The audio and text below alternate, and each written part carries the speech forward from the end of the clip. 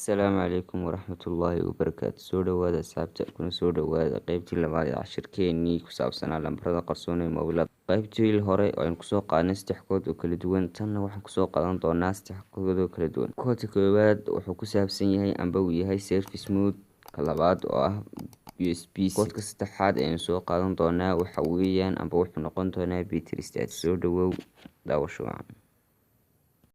Aynu ku bilowno waa ka koobaad waxaan kusoo qaadan doonaa koodka koobaad service mode oo ah nambarkiisu 2021. Koodkan wuxuu kaa caawinayaa amba uu ku tusinayaa basic information ku saabsan labada sim card. Haddaba koodkani wuxuu ku tusinayaa inuu shaqeynayo signalka mobilku network-ku waxa uu ku tusinayaa.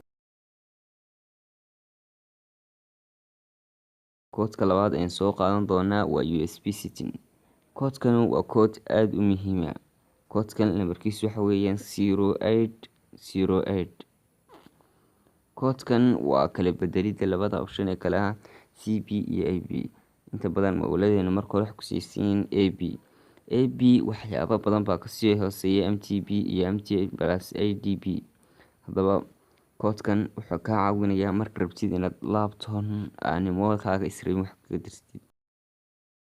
Koodka saddexaad ayaan soo qaadan doonaa waa battery status. Battery status waxa weeyaan koodkan inuu kaa caawiyo inaad ogaatid dhaqdhaqaaqa batterigaaga, haddii noqoto voltage-ka, current-ga, waxyaabo badan oo ku saabsan batterigaaga. Koodkan nambarkiisu waxa weeyaan 0228. Koodkani waa kood aad iyo aad u muhiim ah.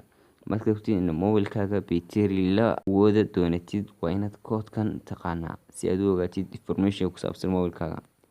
Wuxuu kuu soo sheegayaa levelkii batteriga, voltage-kii, current-kii intuu qaada lahaa battery. Waad ku mahadsantahay daawashada wanaagsan. Ha ilaawin saaxiib subscribe, like, share si ay kuu soo gaaraan casharada cusub ee aan soo gelin doono.